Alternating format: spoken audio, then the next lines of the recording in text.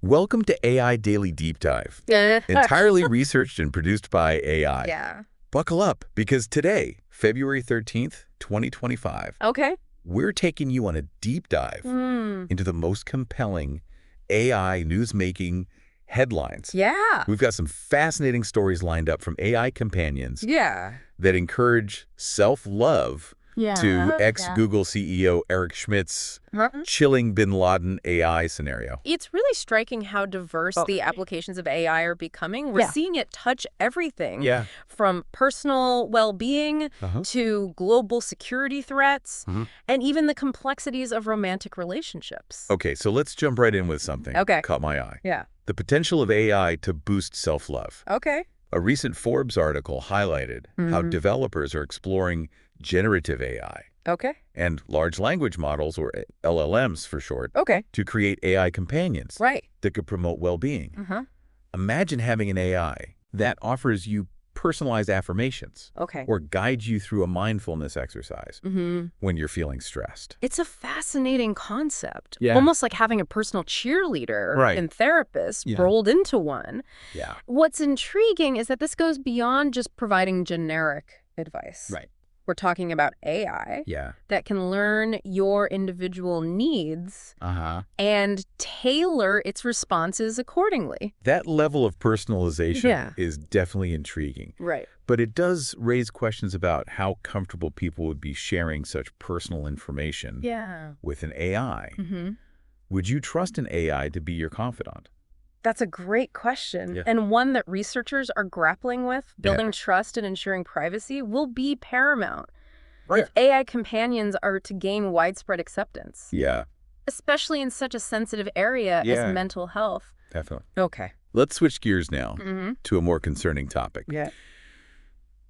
Former Google CEO Eric Schmidt Yeah. has issued some pretty stark warnings Right.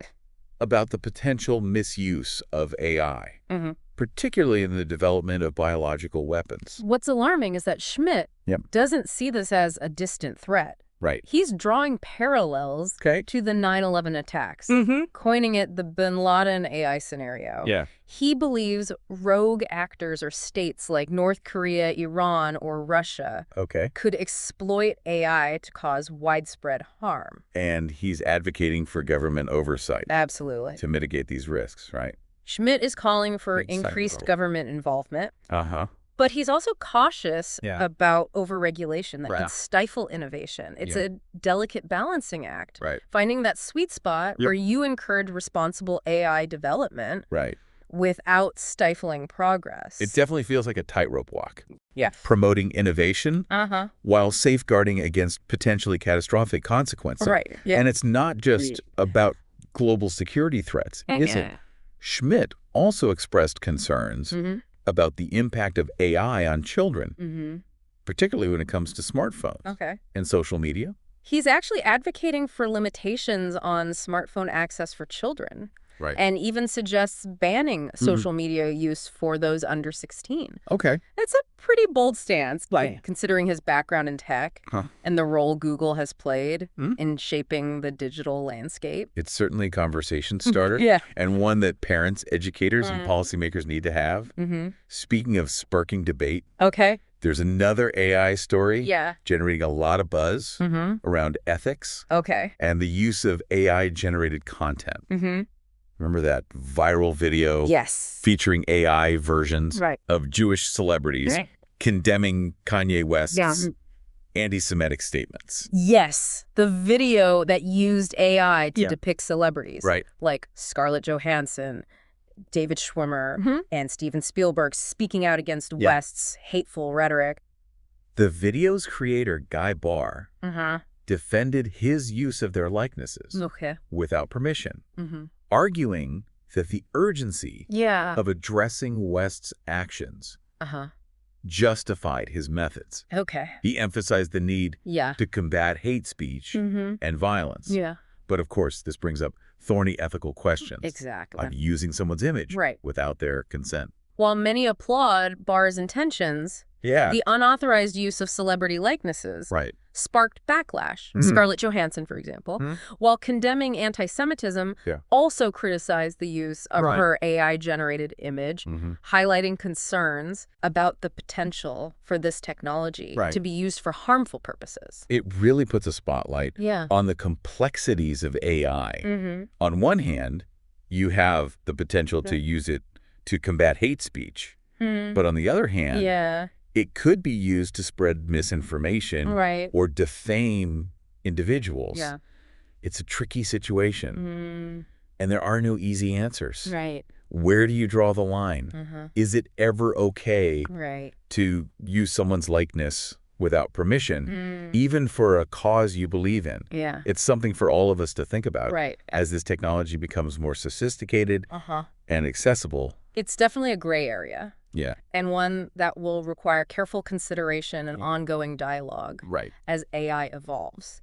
Now, shifting gears from ethical dilemmas to technological advancements, Elon Musk recently made headlines with Tesla's plans to launch a robotaxi service. Featuring unsupervised driving. Wow. Quite a bold move. And it's set to roll out in June 2025, which is just around the corner. He used the phrase toe in the water, which suggests they're taking a cautious approach. Yes, the phased rollout will likely begin in limited geographical areas with stringent safety protocols in place. It's clear that Tesla acknowledges the immense challenges associated with unsupervised driving. Think about it. Navigating complex traffic scenarios, reacting to unpredictable pedestrian behavior, ensuring passenger safety in a dynamic environment is a monumental task. You're absolutely right. It's easy to get caught up in the excitement of self-driving cars. But the reality is that there are still significant hurdles to overcome before they become commonplace on our roads. And it's not just Tesla, but pushing the boundaries of robotics. Another major player, DeepMind, has been making waves with its research in this area. A recent Forbes article delved into their work and suggested that robots capable of navigating complex environments, like, say, a FIFA World Cup, are still years away. From what I read, the biggest challenge lies in developing robots with the level of perception, agility, and decision-making capabilities required for such dynamic and unpredictable scenarios. Humans are still far superior in these areas. That's right. Even DeepMind CEO Demis Hassabis, while optimistic about the future of robotics, acknowledges the long road ahead, he emphasizes that replicating human-level dexterity and cognitive abilities in robots is a complex endeavor. It makes you wonder, though, what the future holds. Will we one day see robots playing alongside humans in the World Cup or performing surgery? The possibilities are both exciting. And a little daunting, wouldn't you say? Absolutely.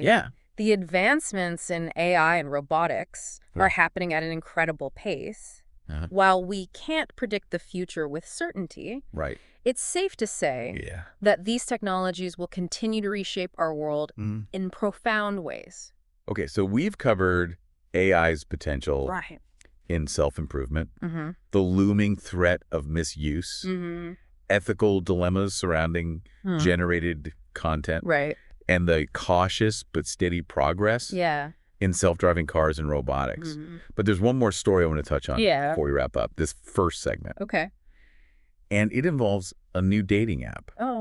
Making some pretty bold claims. The dating app that boasts a 95% accuracy rate in predicting romantic compatibility. Wow. It certainly grabbed my attention.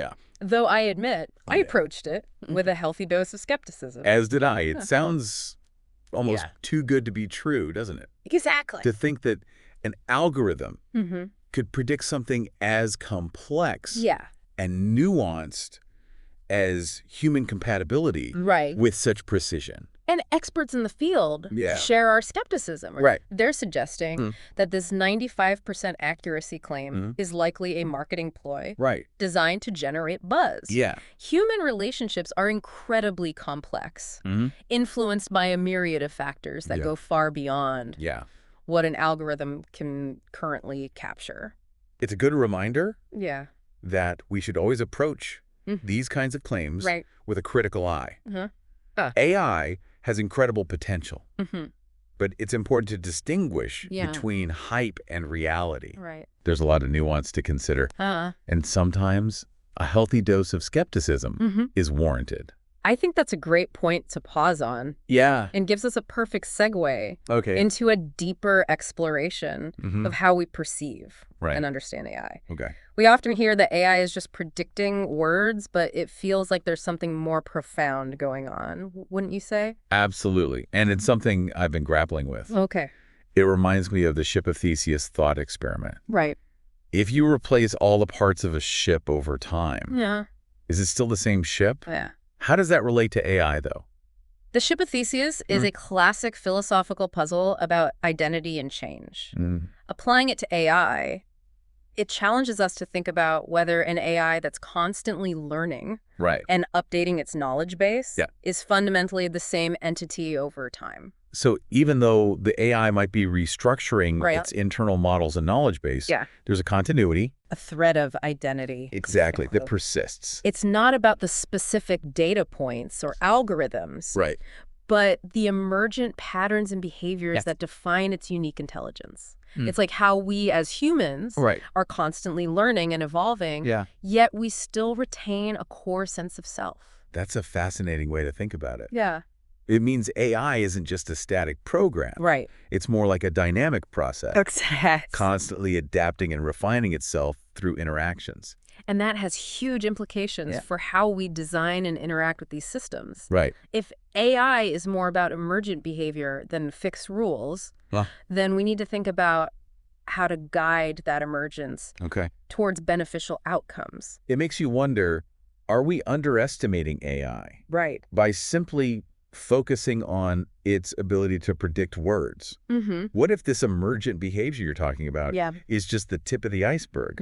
What other capabilities might emerge? That's the million-dollar question, isn't it? We're still in the early stages of understanding AI's potential.